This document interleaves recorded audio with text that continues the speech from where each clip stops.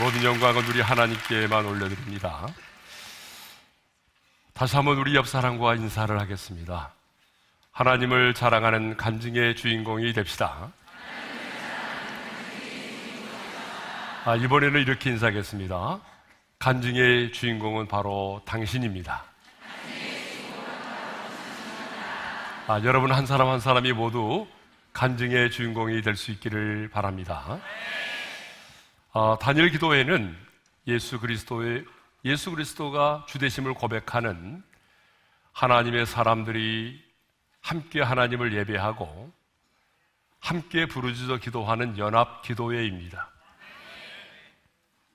오늘부터 우리는 21일 동안 교단과 교파를 초월해서 그리스도의 한 몸으로 동일한 찬양을 하나님께 올려드리고 또 선포되는 말씀을, 그 동일한 말씀을 함께 받고 또 마음을 같이하여 함께 부르짖어 기도하게 될 것입니다. 많은 분들이 다니엘 기도회를 섬기는 저에게 이런 질문들을 하곤 합니다. 왜 다니엘 기도회는 영상으로 참여함에도 불구하고 현장감이 있나요? 왜 다니엘 기도회는 21일 동안 진행됨에도 불구하고 별로 피곤을 느끼지 못하나요? 2박 3일 집회만 해도 코피 터지는데 21일 동안 진행됨에도 불구하고 왜 이렇게 피곤을 느끼지 못하지요? 라는 질문을 받습니다. 또 왜 다니엘 기도회는 다른 기도회에 비해서 풍성한 기도의 응답을 받게 되는지 모르겠어요 라고 하는 질문들을 많이 듣습니다. 저는 이렇게 질문하는 분들에게 언제나 이렇게 대답을 하곤 합니다. 그것은 바로 성령 안에서의 하나됨과 강력한 하나님의 임재 때문이라고. 여러분도 동의하시죠? 성령 안에서의 하나됨과 강력한 하나님의 임재 때문에 그렇습니다. 그렇기 때문에 여러분 성령 안에서 하나됨이 너무 중요합니다. 그래서 바울은요, 에베소 교회 편지하면서 평안에 매는 줄로 성령이 하나 되게 하신 것을 힘써 지키라고 말을 했고, 권리어 이렇게 말하죠. 함께 읽겠습니다. 주도 한 분이시요 믿음도 하나요 세례도 하나요 하나님도 한 분이시니. 이 말은 우리가 하나 되는 것이 곧 하나님의 뜻임을 말해줍니다. 그렇습니다. 여러분, 우리 모두는 다 교단이 다르고 섬기는 교회가 다르고 또 교회 안에서의 직분이 다르고 또한 신앙의 연수가 다르고 각자의 기도의 제목이 달라도 우리가 성령 안에서 하나가 되어 함께 기도할 수 있기를 원합니다. 하나 되는 것만큼 선하고 아름다운 것은 없습니다. 그러므로 우리가 성령 안에서 하나 되어 합심으로 기도할 때에 하나님은 우리의 기도에 응답하실 줄로 믿습니다. 그래서 예수님께서 이런 말씀을 하셨어요. 같이 읽어볼까요? 시작. 너희 중에 두 사람이 땅에서 합심하여 무엇이든지 구하면 하늘에 계신 내 아버지께서 그들을 위하여 이루게 하시리라. 그러므로 금번 다니엘 기도의 시간에 우리 모두가 성령 안에서 하나가 되어 합심으로 기도할 수 있기를 바랍니다. 그래서 저는 오늘 다니엘 기도의 첫날에 하나님으로 쉬지 못하시게 하라고 하는 그 제목으로 말씀을 전하고자 합니다. 성경을 보게 되면 우리 하나님은 끊임없이 일을 행하시는 분이십니다. 오늘 본문 7절을 보게 되면 이렇게 말씀하고 있어요. 다 같이요. 또 여호와께서 예루살렘을 세워 세상에서 찬송을 받게 하시기까지 그로 쉬지 못하시게 하라. 그러니까 지금 이사야 선지자는요, 유다 백성들이 70년의 바벨론 포로 생활을 청산하고 예루살렘으로 돌아오기까지 하나님으로 쉬지 못하시게 하라는 것입니다. 예루살렘의 회복과 영광을 위하여 하나님으로 쉬지 못하시게 하라는 말씀이죠. 그리고 1절도 보게 되면 이런 말씀이 있어요. 1절이요.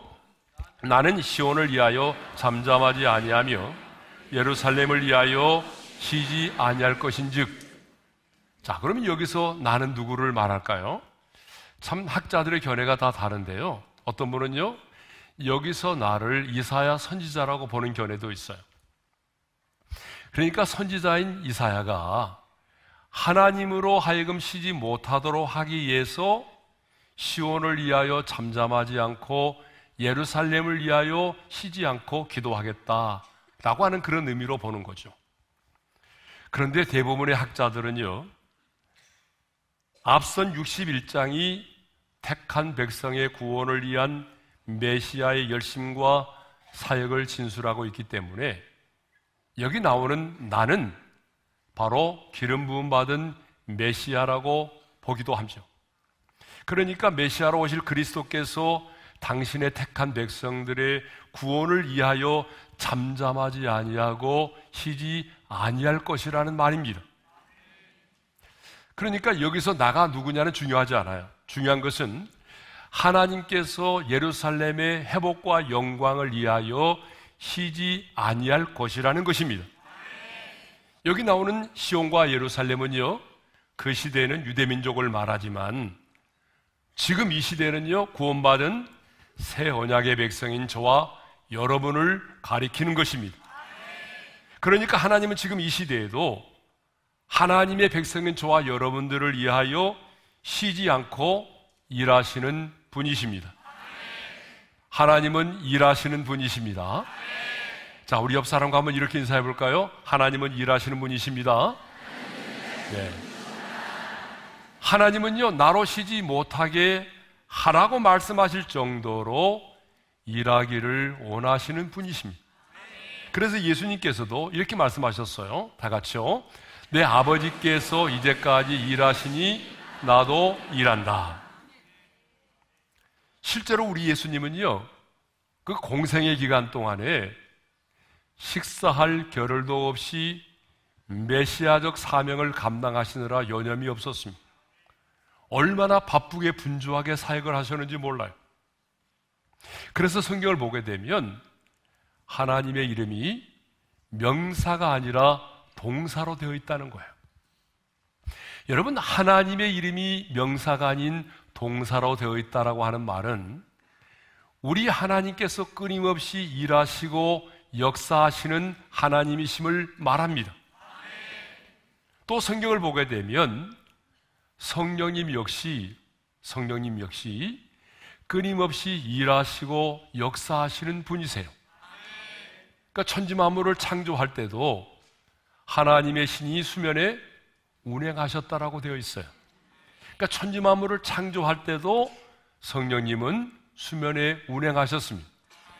또 성경을 보게 되면 성령님의 역사를 말할 때에 성령님의 역사를 바람으로, 때로는 불로, 때로는 솟아나는 샘물로, 때로는 흐르는 강물로 그렇게 표현하고 있어요.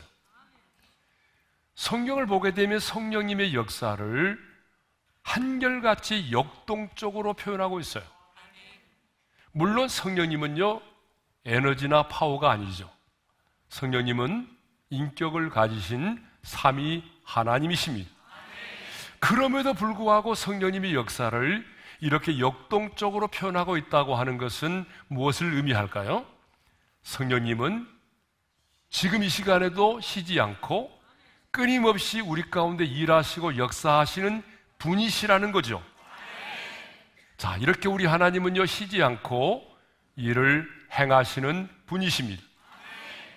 그런데 우리 인간은 어때요? 우리 인간은 계속하여 일을 하는 것을 원치 않아요. 그래서 직장에서도 보게 되면 일이 많은 직장에서 들어가서 이제 일이 많은 부서에 들어가게 되면은 기분 나빠하고 재수 없다고 말해요. 네? 그러나 우리 하나님은 끊임없이 쉬지 않고 일을 행하시는 하나님이심을 믿습니다. 이 세상을 창조하신 하나님은 오늘 또 일하기를 원하십니다. 역사를 주관하시고 하나님의 공의로 세상을 심판하시고 오늘 또 하나님의 군대를 동원하시고 우리보다 앞서 행하시며 우리를 싸워주심으로 일하십니다. 뿐만 아니라 하나님은 오늘 또 우리에게 말씀하시고 우리의 부르짖는 기도에 귀를 기울이시고 그 기도에 응답하심으로 일을 행하기를 원하십니다. 뿐만 아니라 여러분의 가정과 여러분의 일터와 여러분의 비전 가운데 우리 하나님은 끊임없이 일하기를 원하십니다. 자, 이렇게 우리 하나님은 일하기를 원하시는 분이세요. 그러므로 하나님을 하나님 되게 만드는 게 뭐냐? 하나님을 하나님 되게 만드는 것은 하나님으로 하여금 쉬지 않고 끊임없이 우리 가운데 일을 행하게 하시는 것입니다. 반대로 하나님의 이름을 모독하는 게 뭐냐? 하나님의 이름을 모독하는 것은 하나님으로 일하시지 못하게 하는 것입니다. 하나님으로 하여금 일하지 못하게 만드는 것이 하나님의 이름을 모독하는 거예요. 그러므로 근본 단열 기도에 참석하고 있는 우리 모두는 21일 동안 내내 하나님의 보좌 앞에 나가 기도함으로 하나님으로 하여금 쉬지 않고 우리의 기도 가운데 우리의 사역의 현장 속에 일하게 하시는 그런 분들이 될 수 있기를 바랍니다. 자, 그러면 하나님으로 일하시게 하시는 것이 뭔가? 하나님으로 일하시게 하는 것이란 도대체 뭘까요?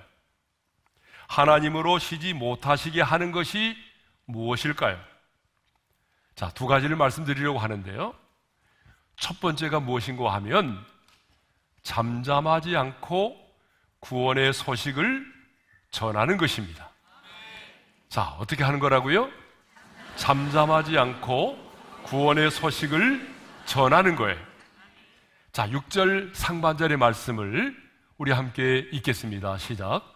예루살렘이여, 내가 너의 성벽 위에 파수꾼을 세우고 그들로 하여금 주야로 계속 잠잠하지 않게 하려느니라.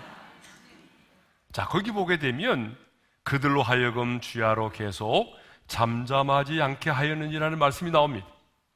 그러면 여기서 그들은 누구를 말할까요? 자, 여기서 그들은요, 파수꾼을 말합니다.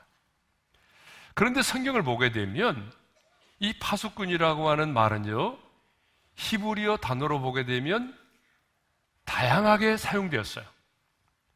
자, 파수꾼이라고 하는 말이 우리말로는 하나지만 히브리의 언어를 보게 되면 초페라는 말과 쇼메림이라는 단어가 나와요.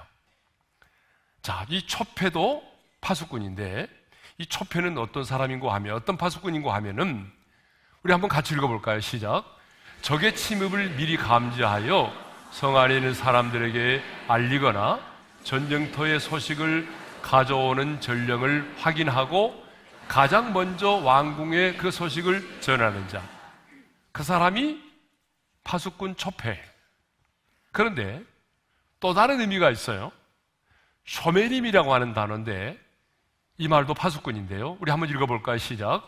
자기 백성의 구원을 위하여 하나님께서 행하실 일을 지속적으로 선포하여 알리는 자. 자, 그렇다면 오늘 본문에 나오는 파수꾼은 어떤 단어를 사용했을까요? 바로 쇼메림이라는 단어를 사용하고 있어요. 그러므로 여기 나오는 파수꾼은요, 하나님이 약속하셨던 그 말씀들을 끊임없이 쉬지 않고 선포해서 하나님의 구원의 계획이 이루어질 수 있도록 하는 자들을 말한다는 거죠. 그러면 하나님의 약속이 뭘까요? 11절을 보게 되면 보라, 내 구원이 이르려느니라. 너를 구원할 메시아가 오신다. 바벨론에서 해방시키실 그 하나님이 임하신다. 그런 말이에요. 그리고 그 다음에 이렇게 나와요. 상급이 그에게 있고 봉이 그 앞에 있느니라. 무슨 말입니까? 그 메시아가 오시면 그 사실을 믿고 받아들이는 자는 상급을 얻게 되겠지만 그 사실을 믿고 받아들이지 않는 자에게는 보응의 심판이 임하게 된다는 거예요. 자, 그러니까 본문의 파수꾼은요, 하나님이 약속하신 그 구원의 메시지를 선포하는 자들을 말하는 거예요.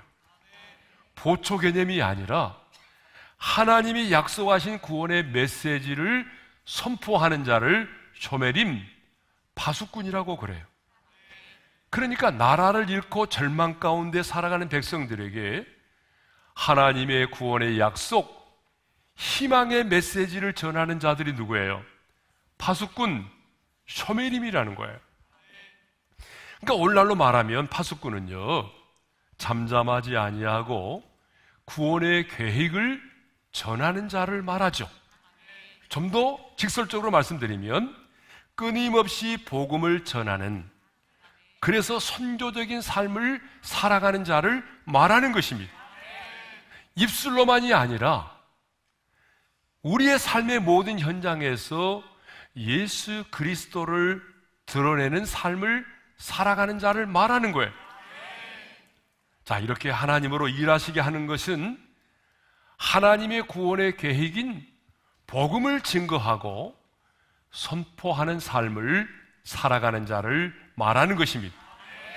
그러니까 선교적인 삶을 살아가는 거예요. 우리가 끊임없이 복음을 전하고 선교적인 삶을 살아가게 되면 하나님의 일하심을 볼 수가 있다는 것이죠. 네? 여러분, 우리가 언제 하나님의 일하심을 리얼하게 볼 수가 있나요? 여러분, 우리가 언제 복음의 권세와 능력을 실감할 수 있나요? 예수님의 이름과 보혈의 능력을 가장 우리가 경험할 때가 언제예요? 바로 복음을 전할 때입니다. 저는 35년 목회를 했는데요, 35년 목회를 하면서 복음을 선포함으로 하나님이 행하시는 일을 참 많이 보았어요.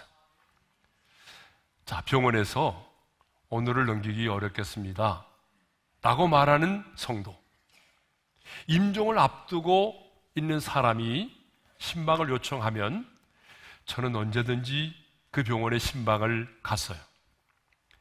근데 여러분, 병원의 문을 열고 딱 들어가면요, 그 죽음의 공포와 두려움 때문인지 그 누워있는 환자가요, 그 얼굴이 흑갈색으로 변해 있어요.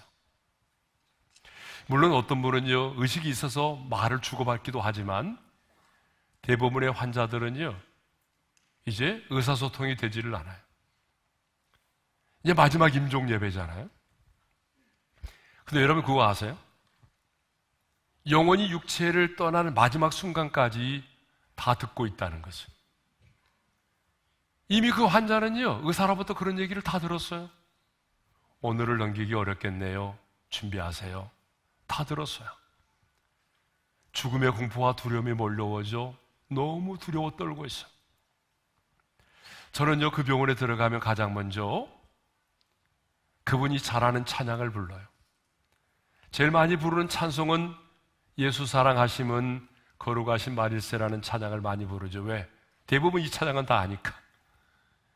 이 찬양을 부르고 난 다음에 간단하게 복음을 전하죠. 하나님이 우리 집사님, 형제님, 자매님 사랑합니다.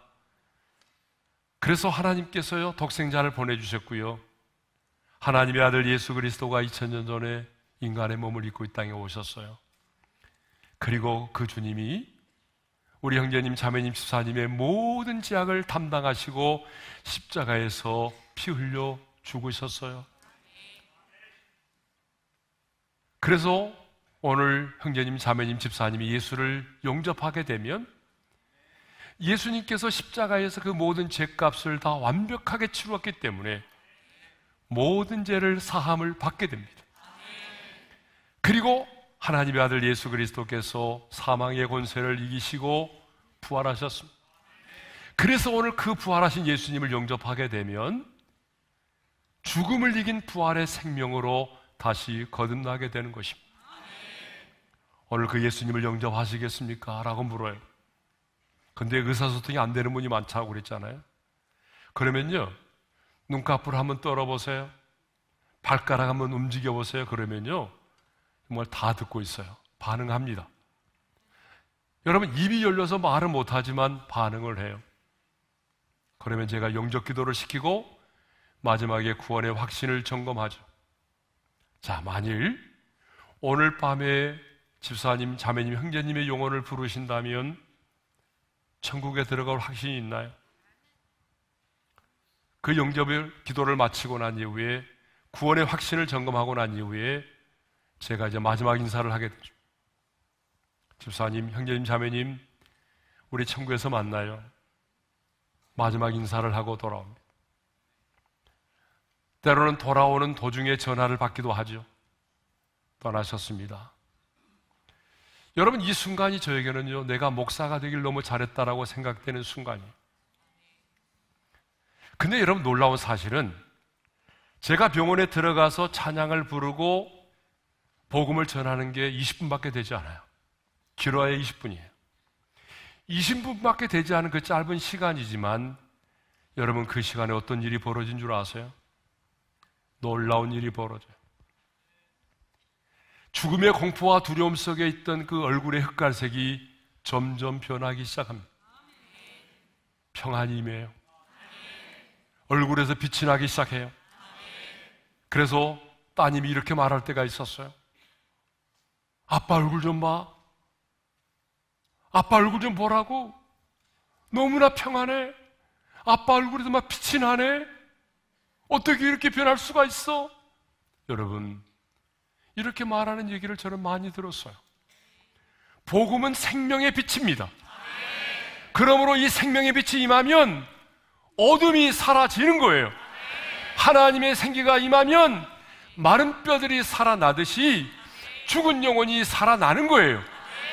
여러분, 이 땅에 죽은 영혼을 살릴 수 있는 것은 복음밖에는 없습니다. 죄와 죽음의 법에 매여 있는 자들이 복음을 들으면 자유함을 얻게 되는 것입니다. 그러니까 우리가 이 땅을 살아가면서 복음을 전하는 삶을 살게 되면 복음의 권세와 능력이 무엇인지를 경험하게 되는 거예요. 여러분, 경험해 보셔야 돼요. 복음을 전하면 절망과 어둠이 사라집니다. 생명의 빛이 임하는 것을 보게 됩니다.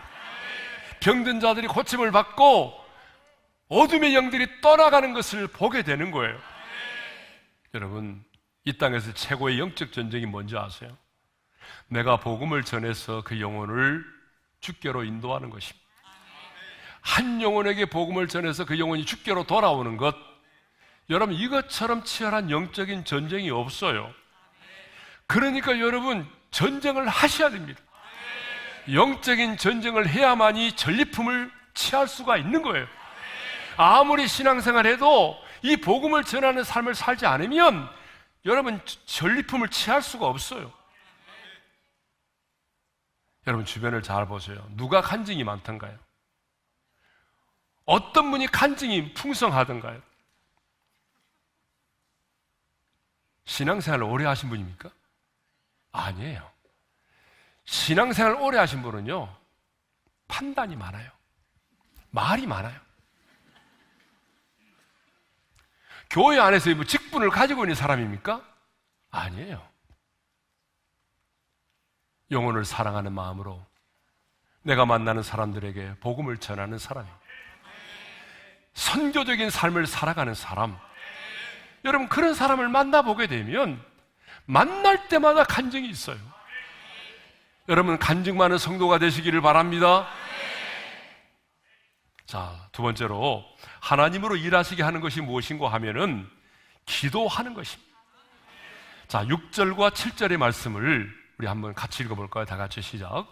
너희 여호와로 기억하게 하시는 자들아, 너희는 쉬지 말며 또 여호와께서 예루살렘을 세워 세상에서 찬송을 받게 하시기까지 그로 쉬지 못하시게 하라. 자, 6절에 보게 되면 너희는 쉬지 말며, 7절에 보니까 그로 쉬지 못하시게 하라는 말씀이 있어요. 여러분, 이 말씀은 뭘 의미할까요? 기도를 말하는 거죠. 하나님으로 하여금 쉬지 못하게 하는 것은 기도를 쉬지 않는 거라는 거예요. 그래서 성경이 뭐라고 말하죠? 사도 바울은 우리에게 어떻게 말합니까? 쉬지 말고 기도하라고 말하죠. 그리고 사무엘 선지자는요, 기도를 쉬는 죄를 범하지 말라고 말하는 거예요. 그런데 기도를 통해서만이 하나님이 일을 행하신다는 말을 하게 되면 꼭 이렇게 질문하는 사람들이 있어요. 바로 이렇게 말입니다. 목사님, 꼭 기도를 해야만이 하나님이 일하십니까? 전능하신 하나님이라면 기도하지 않아도 우리의 필요를 아실 것이고, 또 자녀된 우리가 구하지 않아도 알아서 주시면 자녀인 우리가 얼마나 아버지를 더 사랑하고 더 존경하겠습니까? 이렇게 질문하는 사람들이 있어요, 없어요? 너무 찔림을 받는 것 같아요. 여러분 자신인 것 같아요. 그런 분들이 억수로 많아요. 얼핏 보면 맞는 말 같잖아요. 맞는 말 같잖아요. 물론 우리 하나님은요, 우리가 구하지 않아도 우리에게 필요한 것이 무엇인지를 너무 잘 알고 계시죠. 또 해결되어야 될 문제가 무엇인지 우리 하나님 너무나 잘 알고 계십니다.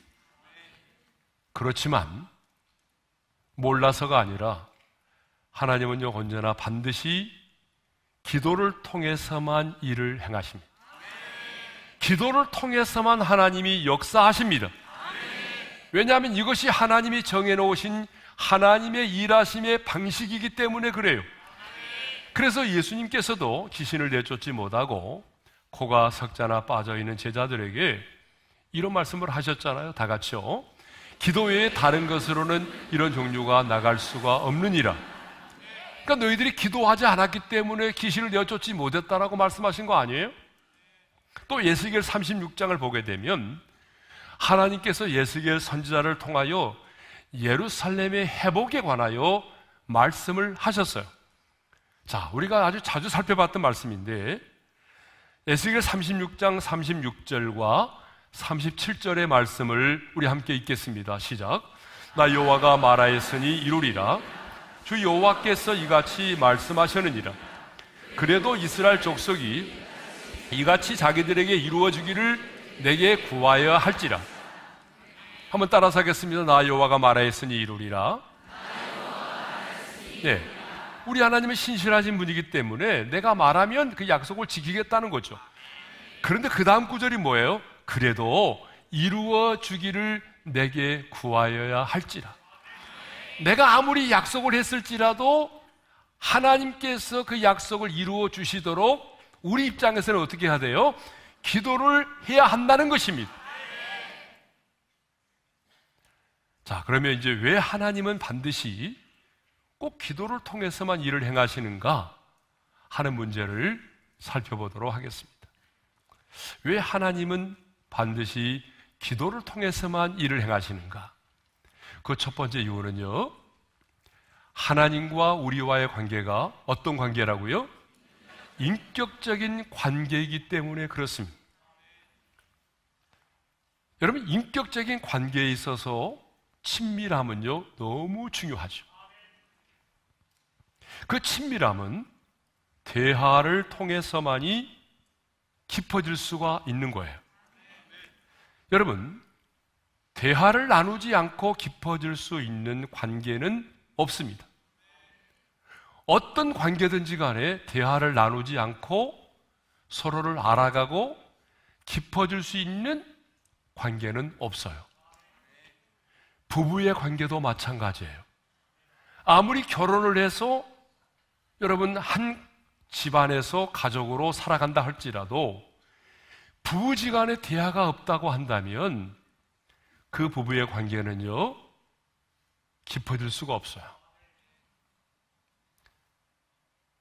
여러분, 우리가 잘 아는 오은영 박사라고 하는 교육학 박사님이 계시잖아요. 그분이 이런 말을 했더라고요. 부부지간에 대화를 나누지 않고 5년 동안 문자로만 소통하는 사람이 있대요. 나 일찍 들어갈게. 밥 준비해놔. 알았지? 오늘 누구 만날 거야. 여러분, 말을 하지 않고 문자로만 5년 동안 소통하는 부부가 있대요. 근데 그 사람의 상태를 이렇게 진단했더라고요. 정서적 이혼 상태. 같이 살고 있을지는 몰라도 정서적으로는 이미 이혼한 상태에 있다는 거예요. 근데 놀랍게도 통계를 보니까요, 이거 우리나라 통계인데, 부부지간에 하루에 5분도 대화를 나누지 않고 살아가는 부부가 약 4.3%나 된대요. 그 중에 해당되는 분 손 들어보세요. 자, 하나님과 우리와의 관계도 마찬가지예요. 하나님과 우리와의 관계도 마찬가지입니다, 여러분. 아무리 신앙생활을 오래 했어도, 아무리 교회 안에서 여러 가지 다양한 직분을 가지고 있어도 하나님과 대화를 나누지 않으면 하나님과 우리와의 관계는 깊어질 수가 없어요. 아이를 키우고 먹고 자고 놀고 자신의 일에만 몰두하게 되면은 아무리 신앙생활을 오래 했어도 하나님과 우리와의 관계는 깊어질 수가 없습니다. 대화가 없다면, 하나님과 나 사이에 대화가 없다면 하나님과 우리의 관계는 깊어질 수 없어요. 여러분, 우리는 예수를 믿음으로 하나님과 관계가 맺어진 사람들이잖아요. 그렇죠? 그러니까 예수를 믿는다는 것은 단순히 교회를 다닌다는 의미가 아니라 내가 예수를 믿음으로 말미암아 하나님과 관계가 맺어졌음을 말하죠. 그래서 성경은 하나님과 우리 사이를 다 관계로 말하고 있잖아요. 그렇죠? 예, 신랑과 신부의 관계, 부모와 자식의 관계, 그리고 왕과 종의 관계, 목자와 양의 관계, 친구의 관계로 말하고 있다. 그러니까 예수를 믿음으로 우리가 하나님과 관계가 맺어졌는데 아무리 관계가 맺어졌을지라도 대화를 나누지 않으면 그 관계는요 언제나 서먹서먹해요. 깊어질 수가 없어요. 근데 그 대화가 뭐예요? 그게 바로 뭐라고요? 기도라는 거예요. 예? 그 대화가 바로 기도예요. 예? 그러므로 우리는 근본 단열 기도의 기간에 그동안 여러분이 못다한 그 하나님과의 대화를 그 은혜의 보좌 앞에 나가서 풍성하게 나눌 수 있기를 바랍니다. 근데 우리는요 대화보다는 기도의 응답 그 자체를 원할 때가 많아요. 그래서 우리는 기도의 응답을 받으면 점점 기도의 자리에서 멀어져 갑니다. 자, 대표적으로 수험생을 둔 부모님들을 보세요. 이번에도 14일 날 수능시험이 날짜잖아요. 자, 수능시험을 앞두고 있는 그 자녀의 부모는요 얼마나 간절하게 기도하는지 몰라요. 정말 간절하게 기도합니다. 그리고 수능 당일에도 보게 되면요 우리 1층에 열어주잖아요. 그래서 그리스 오래여서 기도를 하는데 제가 몇 번 들어가 봤거든요. 1교시가 딱 시작되면 그 시간에 맞춰서 기도해요. 열심히 기도해요. 끝나면 잠깐 화장실 가고 차 한잔 마시고 또 2교시 내내 빡시게 기도하고. 내 자녀가 시험 보는 시간 얼마나 간절히 기도하는지 몰라요. 예? 어느 교회는 보니까 그냥 기도하는 게 아니라 수험 번호를 뒤에 달고 기도하더라고요. 왜요? 뒤에서 보는 사람이 그 수험 번호를 보고 기도해달라는 거예요. 야, 여러분, 저렇게 매일 기도했다고 한다면 여러분 아마 우리가 사는 세상은 뒤집어졌을 것 같아요. 근데 문제는 뭐냐면 수능 시험이 딱 끝나면 그 다음 날부터 새벽 기도를 안 나오신다는 거예요. 언제 그러느냐는 듯이 기도의 무릎을 꿇지 않는 거예요.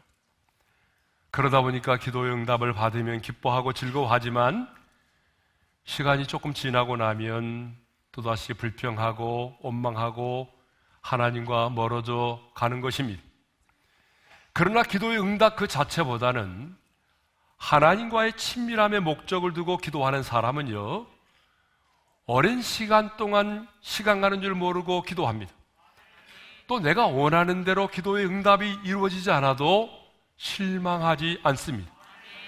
그리고 그 기도의 응답이 임했을 때도 뭐 단순히 기뻐하고 즐거워하는 것으로 끝나는 것이 아니라 이런 아름다운 신앙의 고백을 드리죠. 주님, 주님은 참 신실하신 하나님이시네요. 주님, 나를 잊지 않고 기억해 주시는 주님을 사랑합니다. 제가 이전보다도 주님 사랑하겠습니다. 이런 아름다운 고백을 남긴다는 거죠. 자, 두 번째로 왜 하나님은 기도를 통해서 일을 행하시는가? 두 번째 이유입니다. 그 두 번째 이유는요, 하나님이 그 일을 이루셨음을 분명히 하기 위해서입니다. 이루어진 그 일이 우연이 아니라, 운이 좋아서가 아니라, 때를 잘 만나서가 아니라 하나님이 하셨음을 분명히 하기 위해서입니다. 그래서 하나님은요, 많은 경우에 우리의 기도에 응답하실 때 언제 응답하시는가 하면은 우리의 인생의 밤 사경에 응답하실 때가 너무나 많아요. 자, 예수님께서 500리의 기적을 행하셨어요. 그러니까 사람들이 놀래가지고 그 자리에서 예수님을 왕으로, 임금으로 추대를 하려고 그랬어요. 그때 예수님은요, 그 시간을 즐기고 있는 제자들을 재촉하여 배를 타고 건너가게 하셨어요. 그리고 예수님 자신은요, 산으로 들어가서 홀로 기도를 하셨습니다. 그런데 배를 타고 가던 제자들이 풍랑을 만났어요. 근데 주님은요, 그 제자들을 구원하기 위해서 나타나셨는데, 예수님이 나타나서 제자들을 구원하신 시간이 언제냐? 밤 사경입니다. 마태복음 14장 25절의 말씀을 읽겠어요? 다 같이요. 밤 사경에 예수께서 바다 위로 걸어서 제자들에게 오시니, 여러분 밤 사경이 몇 시부터 몇 시인지 아세요? 새벽 3시부터 6시까지를 말하는 거예요. 그러니까 왜 예수님은 밤 사경에 무리를 걸어오사 제자들을 구원하여 내셨느냐 그 말입니다. 아니, 제자들이 초저녁부터 지금 풍랑을 만나서 힘겹게 노젓는 것을 보셨잖아요. 그러면 그 제자들이 힘겹게 노젓는 것을 보셨으면 주님이 좀 더 빨리 찾아오셔서 풍랑을 잔잔케 하시고 제자들로 하여금 고생을 덜 하겠으면 얼마나 좋겠어요. 그런데 왜 주님은 밤 사경에 나타나셨을까요? 제자들에게 골통을 좀 먹이고 고난당하고 고통스러운 모습을 좀 보도록 하기 위해서일까요? 아니죠. 골탕을 먹이도록 하기 위해서입니까? 아니에요. 여러분, 우리 예수님께서 밤 사경에 제자들에게 나타나신 이유가 있습니다. 그 밤 사경이 제자들에게는 가장 절망의 시간입니다. 하나님께서는 일을 행하실 수 있는 최고의 시간이 되기 때문입니다. 제자들에게는 그 시간이 가장 큰 절망의 시간입니다. 이제 내 힘으로 할 수 없다. 우리는 오버지만 할 수 없어. 이제는 우리 죽는구나 라고 생각되어지는 절망의 시간이고, 하나님 편에서 보게 되면 일을 행하실 수 있는 가장 최고의 시간이기 때문입니다. 아니, 그보다 더한 이유가 있습니다. 그 이유는 이 일이 오직 하나님에 의해서 되어진 일임을 분명히 하기 위해서입니다. 그래서 하나님은요, 꼭 우리 인생 가운데 기도의 응답을 주실 때도 보게 되면 꼭 인생의 밤 사경입니다. 밤 사경에 나타나셔서 우리의 문제를 해결해 주세요. 그때 하나님이 기도의 응답을 주신다. 그래서 어떤 분은요, 속된 말로 하나님이 티를 내신다 이렇게 말하는 분도 있어요. 여러분, 저는 그렇게 말하는 분이 있으면요, 이렇게 말합니다. 맞아요. 하나님은 티를 내십니다. 하나님은요, 하나님 당신이 그 일을 행하셨음을 분명히 하기를 원하세요. 여러분, 엘리야의 갈멜산의 전투를 한번 생각해 보세요. 지금 갈멜산의 이 바알의 전투는요, 바알과 선지자와 싸우는 영적인 전투는요, 어떤 거예요? 그 재물 위에 불이 내리면 그 신이 참신이라는 거잖아요. 근데 엘리야가 어떻게 했어요? 하나님은 엘리야에게 그 재물만이 아니고 그 제단의 나무 위에까지 물을 흥건히 붓도록 하셨어요. 왜 그랬을까요? 우연이나 자연에 의해서가 아니라, 눈속임에 의해서 불을 내린 것이 아니라 하나님께서 불을 내리심으로 하나님 자신이 참신이심을 드러내셨다는 것을 분명히 하기 위해서입니다. 성경을 보게 되면 하나님은요, 당신이 하시는 일을 분명히 하기를 원하십니다. 그래서 하나님은 많은 경우에 불가능한 상황이 이를 때까지 기다리십니다. 도저히 인간의 힘으로는 이루어질 수 없는 상황이 될 때까지 하나님은 기다리십니다. 주님, 제게는 아무 힘도 능력도 없습니다. 이제 주님께서 역사해 주지 않으시면 나는 일어설 수도 없고 감당할 수도 없습니다. 나를 도우실 수 있는 분은 주님밖에 없습니다. 이 고백이 나올 때까지 주님은 기다리고 계십니다. 그래서 이런 말이 있잖아요. 사람의 끝이 하나님의 시작이다. 우리 옆 사람과 한번 인사하겠습니다. 사람의 끝이 하나님의 시작입니다. 그렇습니다. 하나님은 도저히 인간의 힘으로 이루어질 수 없는 상황이 되었을 때에 일하기 시작한다는 것이죠. 그러니까 하나님으로 일하시게 하는 것이 바로 기도입니다. 그래서 이런 말이 있잖아요. 사람이 일하면 사람이 일할 뿐이지만 사람이 기도하면 누가 일하신다? 하나님이 일하시는 거예요. 그래서 스펄전 목사님은 유명한 이런 말을 남겼습니다. 10년을 염려하는 것보다 10분 기도하는 것이 낫다. 근데 성도들을 보게 되면요, 염려의 은사가 있는 분들이 계세요. 기도는 5분도 못 하는데 염려는 밤새도록 하는 거예요. 시간 가는 줄 모르고 하는 거예요.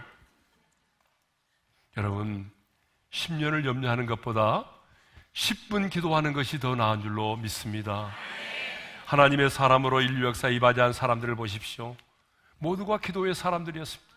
한 시대에 하나님의 손에 붙들림받아 쓰임받았던 하나님의 사람들을 보십시오. 무릎으로 승부했던 사람들입니다. 그러므로 그리스도인은 머리로 사는 자들이 아니라 무릎으로 사는 자들입니다.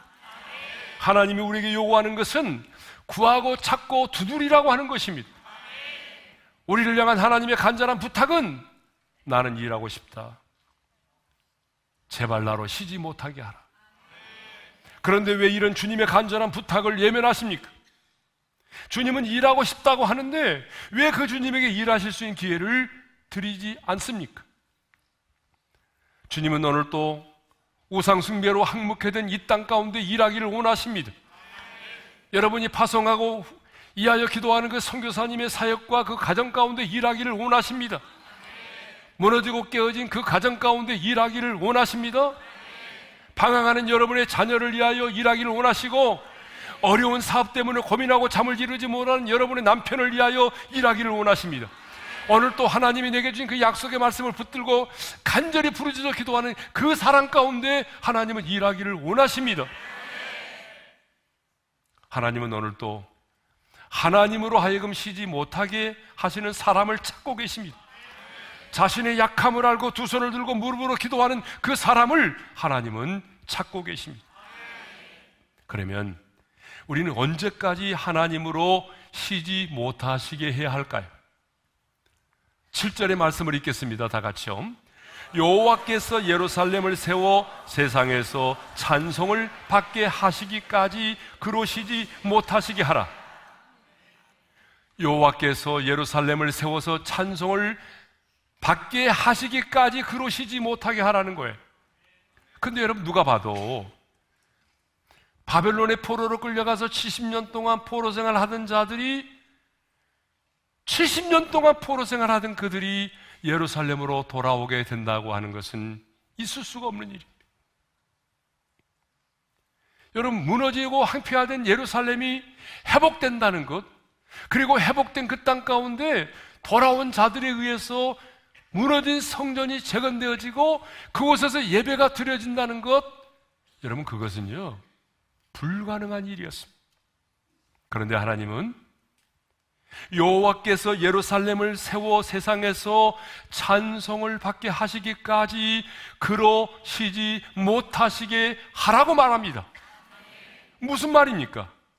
70년 동안 바벨론에 포로된 자들이 예루살렘으로 돌아와 그 땅 가운데 무너진 하나님의 성전을 재건하고 그곳에서 하나님의 백성들이 하나님께 제사를 드리고 예배를 드리게 되면, 그 모습을 보게 되면 주변에 있는 세상의 모든 사람들이 이 모든 일은 저들이 믿는 하나님이 하셨구나, 이 모든 일은 저들이 믿는 여호와 하나님이 하셨구나 라고 인정을 하게 될 것이고, 그렇게 되면 여호와의 일하심이 인정돼서 여호와께서 세상에서 찬송을 받으시게 된다는 것입니다. 그러니까 주변의 모든 사람들이 회복된 시온의 영광을 보고 온 세상이 하나님을 찬송하는 그날을 보기까지 하나님으로 쉬지 못하시게 하라는 것입니다. 우리 역시 마찬가지입니다. 우리 역시 모든 사람들이 이 일은 정말 하나님이 하셨군요, 당신에게 지금 일어난 일을 보니까 하나님은 살아계시는군요, 그렇게 인정할 때까지 기도하라는 거예요. 오늘 믿지 않은 여러분의 남편과 믿지 않은 여러분의 자녀들과 부모들이, 직장의 동료와 친구들이 내게 이루어진 그 일들을 보면서 네가 믿는 하나님이 그 일을 하셨구나, 하나님의 은혜로만 이루어졌다는 사실을 인정할 때까지 하나님으로 쉬지 못하게 하라는 것입니다. 우리는 하나님의 일하심이 드러나서 하나님이 이 세상에서 영광을 얻으시기까지 기도해야 합니다.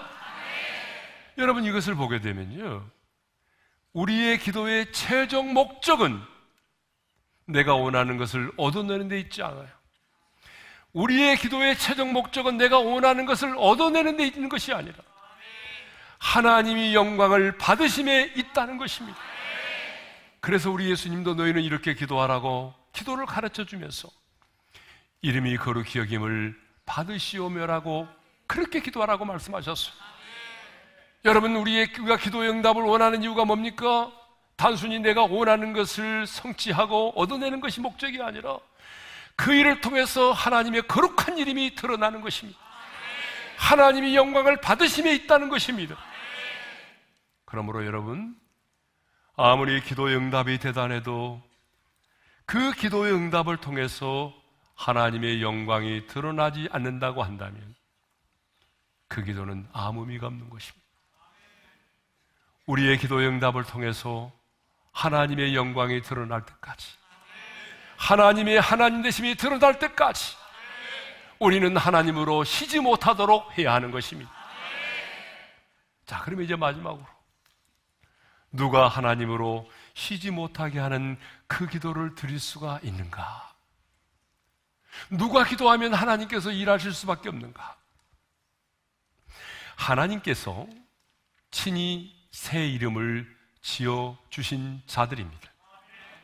2절을 보게 되면 하나님께서 친히 당신의 입으로 포로 생활을 마치고 돌아올 이스라엘 백성들에게 새 이름을 지어주시겠다라고 약속을 하셨어요.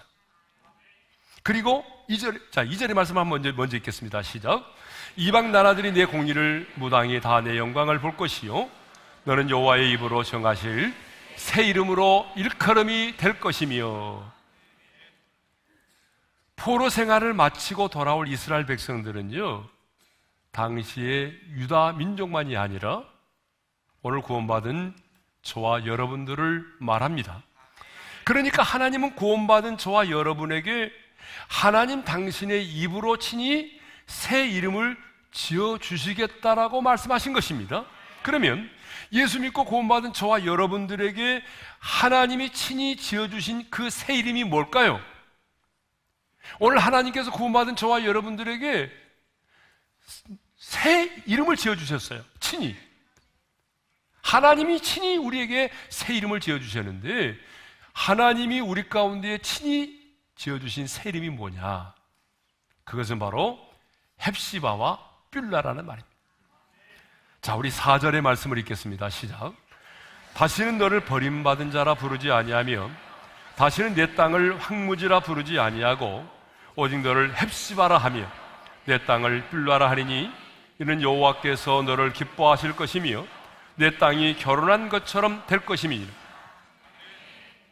이 헵시바는 뭐냐? 헵시바는요, 펩시가 아닙니다. 헵시바는 나의 기쁨이 그녀 안에 있다, 그런 말입니다. 뷸라는 뭐예요? 뷸라는 결혼한 부인을 말합니다. 그러니까 한 번의 이혼의 경력을 가지고 있는 여자예요. 그런데 그럼에도 불구하고 내가 너와 결혼했다, 그런 말입니다. 그러니까 헵시바는 하나님께서 나로 인하여 기뻐하신다는 말이에요. 뷸라는 뭐예요? 하나님께서 나를 결혼한 신부처럼 사랑하신다는 말입니다. 그러니까 한마디로 헵시바여 뷸라여, 이 말은 나의 기쁨, 나의 사랑하는 자요 라는 말이에요. 그러니까 헵시바 뷸라라고 하는 이 하나님과, 이 헵시바 뷸라라고 하는 이 말은 하나님과 나와의 관계가 결혼한 부부의 관계임을 말해주는 것입니다. 그래서 5절 하반절에 이런 말씀이 있잖아요. 신랑이 신부를 기뻐함과 같이 내 하나님이 너를 기뻐하시리라. 신랑이 신부를 기뻐함과 같이 내 하나님이 너를 기뻐하신다. 아, 여러분, 얼마나 감격스러운 말입니까? 나는 내 자신에게 실망할 때가 많은데, 나는 내 자신이 너무 믿고 내 자신이 이해가 안 되고, 그래서 내 자신 때문에 실족할 때가 많은데, 하나님은요, 내 자신을 바라보면서 기뻐하신대. 예? 천지만물을 창조하신 전능하신 하나님이 나를 인해서 기뻐하시고 즐거워하신대. 과거에 우리는 어떤 사람이었어요? 과거에 우리는요, 죄의 종이었어요. 본질상 하나님의 진노를 피할 수 없는 그런 본질상 진노의 자식이었어요. 본문 4절도 보게 되면 우리는 죄로 인하여 버림을 받은 자들이었어요. 그러나 이제는 예수를 믿고 제사함을 받아서 하나님의 자녀가 되었습니다. 이제 우리는 하나님의 기쁨이며 하나님의 사랑을 받는 신부가 되었습니다. 헵시바 뷸라라고 하는 새 이름을 가진 자가 되었습니다. 그러므로 오늘 하나님의 기쁨이며 하나님의 사랑을 받는 신부가 된 저와 여러분이 기도하면 하나님이 우리의 기도를 들으십니다. 하나님의 신부요 하나님의 기쁨인 우리가 기도하면 하나님은 잠잠치 않으시고 일을 행하십니다. 왜 오늘 우리가 기도하면 하나님이 우리의 기도를 들으시고 일을 행하실까요? 여러분이 잘나고 의로워서일까요? 아니에요. 하나님과 나와의 관계 때문입니다. 하나님과 우리는 이미 결혼하여 부부의 관계가 맺어졌어요. 헵시바 뷸라라고 하는 그런 관계를 가지고 있어요. 그러므로 여러분, 나와 하나님과의 관계를 알지 못하면 담대히 하나님의 은혜의 보좌 앞에 나가 당당하게 그분의 얼굴을 구할 수가 없어요. 그러니까 여러분, 기도하기 전에 뭐를 점검하셔야 돼요? 하나님과 나와의 관계를 먼저 점검하셔야 돼요. 그렇지, 하나님은 내게 뷸라, 헵시바라고 하는 이름을 지어주셨지. 나는 하나님의 사랑이고 나는 하나님의 기쁨이야. 그러니까 내가 하나님 앞에 나가 기도하면 그 관계 때문에 하나님이 내 기도를 들어주신다는 걸 여러분들이 이 관계를 분명히 확신하고 나가서 부르짖어 기도해야 됩니다. 그러기에 이 기도의 비밀을 아는 사람은요, 기도를 합니다. 그러나 이 기도의 비밀을 알지 못하는 사람은 아무리 기도하라고 그래도 기도하지 않습니다. 그런데 초대교회 성도들은요, 이 기도의 비밀을 알고 있었어요. 그래서 베드로가 복음을 전하다가 감옥에 갇혔잖아요. 그럴 때 그들은 어떻게 했어요? 그들은 손 놓고 한숨만 쉬고 있지 않았어요. 뭐 우리 힘으로 할 수 없잖아 하면서 그냥 가만히 주저앉아 있지 않았어요. 예루살렘 교회 성도들은요, 마가라고 하는 요한의 어머니의 집에 모여서 합심으로 기도했어요. 각자 기도한 것이 아니라 그들은 마가라 하는 요한의 어머니의 집에 모여서 합심으로 기도를 했어요. 자, 사도행전 12장 5절의 말씀을 읽겠습니다. 시작. 이에 베드로는 옥에 갇혔고 교회는 그를 위하여 간절히 하나님께 기도하더라. 그들은 간절히 하나님께 기도했어요. 그때 하나님은 그 기도를 들으시고 하나님은 일을 행하셨습니다. 천군 천사를 보내셨습니다. 천사를 보내요 제수들 틈에 잠을 자고 있는 베드로를 깨웠습니다. 그리고 옥문을 열게 해주셨습니다. 그리고 손에 차고 있는 쇠사슬이 풀어지게 하셨습니다. 그리고 마침내 그 감옥에서 베드로를 구출하여 내셨습니다. 사랑하는 성도 여러분, 하나님으로 쉬지 못하게 하는 것이 뭐라고요? 기도입니다. 하나님은 오늘 또 우리 가운데 많은 일을 행하고 싶어 하십니다. 하나님은 그래서 오늘 또 우리의 간절한 기도를 듣고 싶어 하십니다. 그래서 오늘 또 그 기도를 기다리고 계십니다. 그러므로 기도는 하나님께서 역사하시도록 하나님께 기회를 드리는 것입니다. 내가 할 수 없는 불가능한 일을 전능하신 하나님께서 행하실 수 있도록 그 자리를 하나님께 내어 드리는 것입니다. 그러므로 우리 인생의 가장 큰 손해가 뭐냐? 하나님으로 하여금 쉬게 하는 것입니다. 다른 말로 말하면 기도하지 않는 것입니다. 오늘 주님은 다니엘 기도회를 시작하는 우리들에게 이렇게 말씀을 하십니다. 오늘 다니엘 기도를 시작하는 이 첫날에 이 다니엘 기도에 참여하는 모든 하나님의 사람들에게 주님은 이렇게 말씀을 하십니다. 나는 일하고 싶다. 제발 나로 쉬지 못하게 하라. 우리를 향한 주님의 간절한 부탁입니다. 그런데 왜 이런 주님의 간절한 부탁을 예면하고 계십니까? 주님은 일하고 싶다는데 왜 그 주님에게 일할 수 있는 기회를 드리지 않습니까? 이제 오늘부터 우리는 그 영광스러운 은혜의 보좌 앞에 담대히 나가 그분의 얼굴을 구하고 담대히 간절한 마음으로 부르짖어 기도해서 하나님의 일하심을 볼 수 있기를 바랍니다. 그래서 마침내 하나님의 일하심을 통해서 하나님의 영광을 볼 수 있는 우리 모두가 될 수 있기를 주님의 이름으로 축원합니다.